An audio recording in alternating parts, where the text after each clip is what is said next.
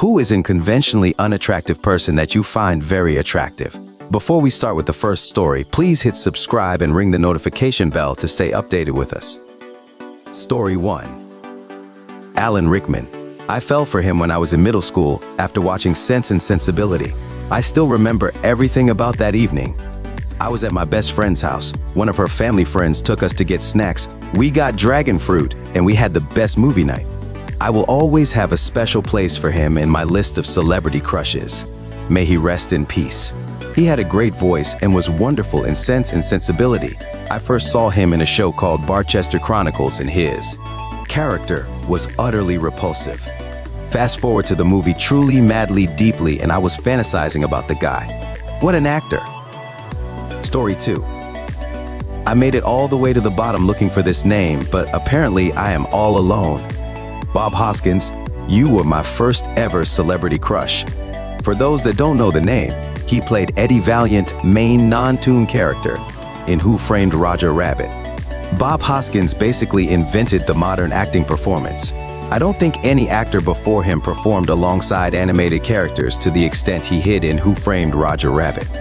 I mean, Roger is practically a second lead. There are only about 4 human actors in the movie that aren't extras. Story 3. Greg Davies, the Taskmaster. I've seen some of his stuff from when he was younger and clean-shaven, and I didn't find him at all attractive. But he grew into one of a silver fox. Personality is a huge part of it, though. His sassy swagger is doing a lot of work in the hotness department. He's got the your friend's hot grumpy dad thing going on. I've heard women say to me they just want him to come and tell them to keep it down for pillow fighting too hard, and wink at them as he leaves knowing full well they won't.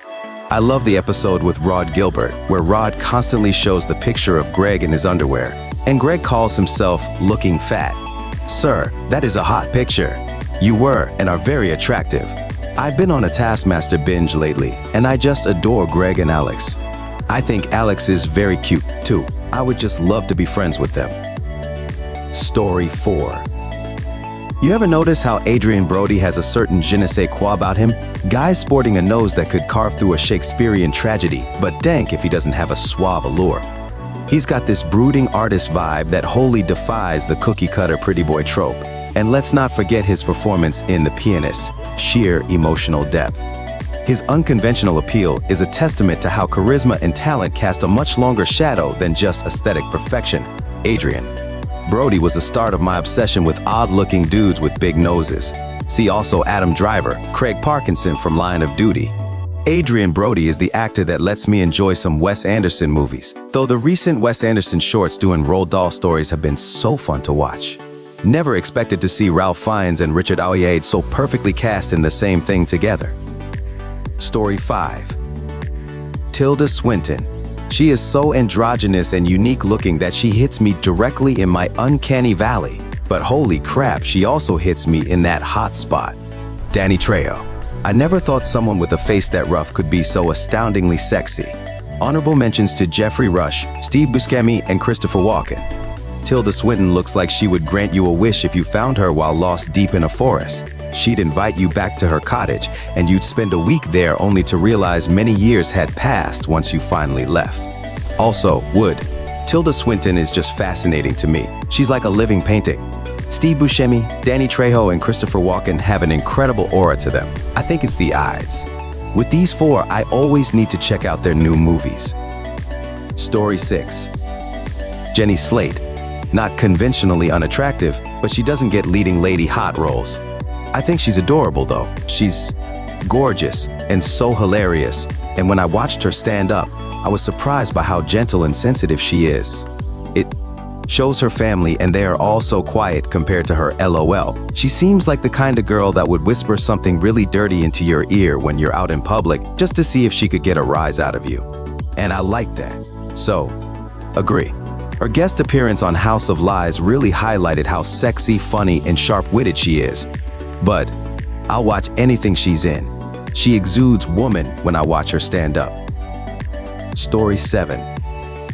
Apparently, a lot of people think Lady Gaga is unattractive, but I have always thought she was gorgeous.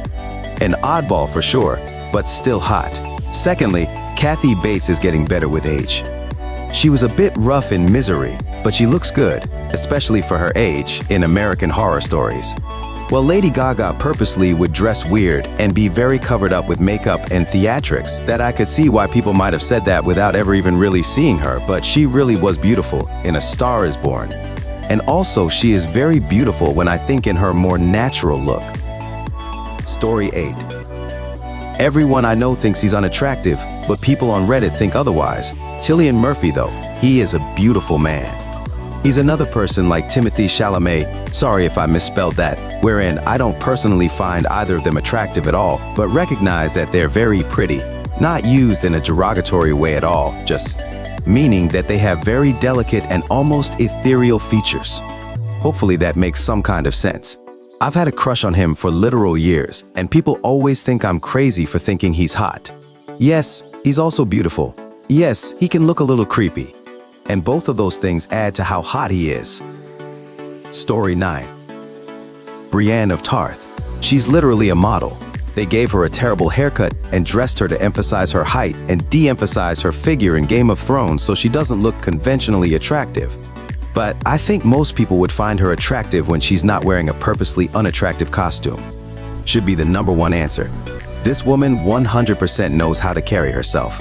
All propriety and grace, but with a core of smolder balanced by the perfectly silly sense of humor. She would be the most delicious dessert of a lifetime.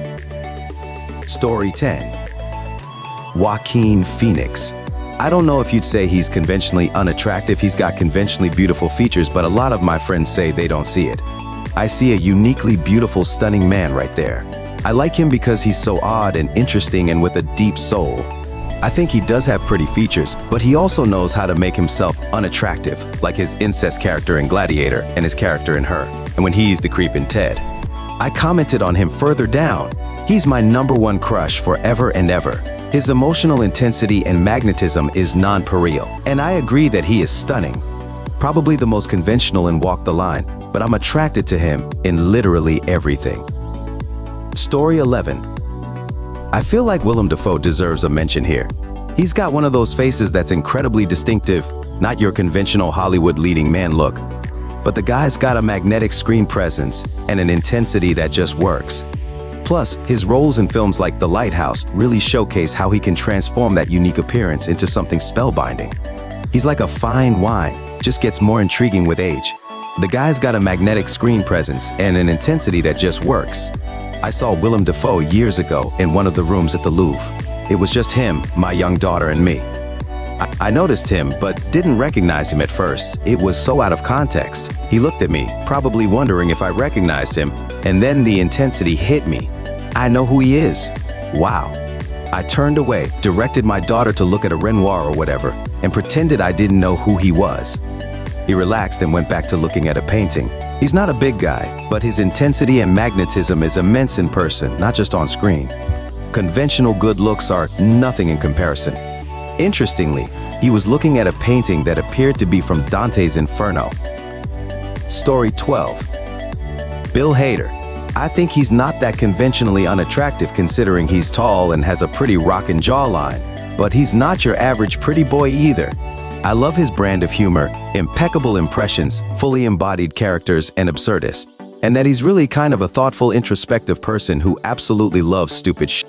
Also, all of the episodes of Barry that he directed are incredible, so funny, even from a visual storytelling perspective, and very unique in creative choices. Edit, Welp. This was my first comment to reach 1K and I got an award. The people have spoken. Bill Hader is sexy and you can take that to the bank. Thank you. You get it. Bill Hader is so attractive, it always baffles me that many people seem to disagree. He has a great smile, a face that's equal parts adorable and handsome, and that sexy jawline and shoulders. And on top of his sense of humor, he seems genuinely kind-hearted and intelligent. There's nothing unattractive about him as far as I'm concerned. A lot of people just have bad taste. Story 13. I don't think Janine Garofalo is unattractive by conventional standards, but she punches way above her weight class looks class and hotness in my opinion. My favorite JG anecdote was the day she was a guest host on The View. There's nothing on the interwebs about it. I have no idea what I was doing, but was for some reason flipping channels and not watching The Price is Right. There's the intro to The View, and Janine Garofalo Watt. 4 women in nice suits, dresses, skirts, whatnot, and there's JG in an oversized sweatshirt, no bra, hair up, spare glasses. She 100% looked like she rolled right out of bed, threw on a sweatshirt and banana clip, and directly onto the stage. No whoopee, and the audience was underwhelmed. During the monologue part, nobody said anything to her. She sat over there on the right side of the stage with her blue cards like a fifth wheel at a friend's house, watching the other 4 play split-screen Mario Kart. Then George Clooney was the guest. Banter, quest, banter, giggles, question, banter, then silence. Silence. Suddenly JG jumps. Oh, she leans forward, turns her blue cards to get better light, and very deliberately goes. Story 14. I haven't seen her yet, but wasn't Sigourney Weaver told multiple times that she wasn't pretty enough? She's smoking hot in everything I've seen her in, especially Galaxy Quest. She's 74, but I'm betting she could still beat the out of me, and I'm super into that. I think she is conventionally beautiful. Maybe one of the most beautiful women alive. It's just that in Alien, for most of it, her role appeal was underplayed. No hair makeup, just wearing a utilitarian jumpsuit. And her face does have some more masculine features, and her roles in Alien were more action hero. I think you could look at that time and say that she, Jamie Lee Curtis, and even Linda Hamilton, it was a time of women not needing to be cookie cutter. But that we look back and see them in action roles and get confused, LOL. I think it's really that simple, that our brains are that heavily conditioned that we think a woman is not coded to be attractive if she's in an action role, or really funny. Half the women on this list are just pretty women who are really funny, LOL. Her and Jamie Lee Curtis. I was watching some commentary on her, and they talked about how Jamie Lee's early career was shaped in a lot of ways thanks to her unconventional looks. Like she had sexualized roles later on, but she was early on this strong and intelligent girl next door. Any other lead at the time would have been given the typical bimbo treatment. Heck, I could swear that she kind of resented it at the time, but I could be wrong. Story 15. Alfred Molina. I don't think he's unattractive by any means, but going by Hollywood Chris Hemsworth standards, I guess he's unconventional. I was 12 or 13 when I saw Spider-Man 2 where he played Doc Ock, and he was my first crush as a kid. He's incredibly charismatic, and seeing this guy run around shirtless in a trench coat and smoking cigars rewired my brain. When I saw him return for No Way Home, my childhood crush reactivated. I just think he's very cute. Edit, I am absolutely thrilled to discover we all have a crush on Doc Ock. My first real introduction to him was No Way Home. Hadn't seen Spider-Man 2 at this point. When he came on screen, I thought, oh, cool villain. But the longer I watched, the more I thought he's a pretty good actor. After the movie, I kept thinking about his scenes until there was a legit, oh no, he's hot moment in my brain, and it sealed my love for him. He's got crazy charisma, and being classically trained, he knows how to move his body and face in any scene. I was looking for this. Did he do thing to me in that movie? And even now at 71, I still find him insanely attractive. I'm glad I'm not the only one. Edit. That person that mentioned fanfics reminded me that I am in fact writing a Doc Ock fanfic at the moment, because I stumbled upon them and got sucked in. Alright folks, that's a wrap. If you like this, please hit the thumbs up and subscribe to the channel. You can also share your those in the comment below.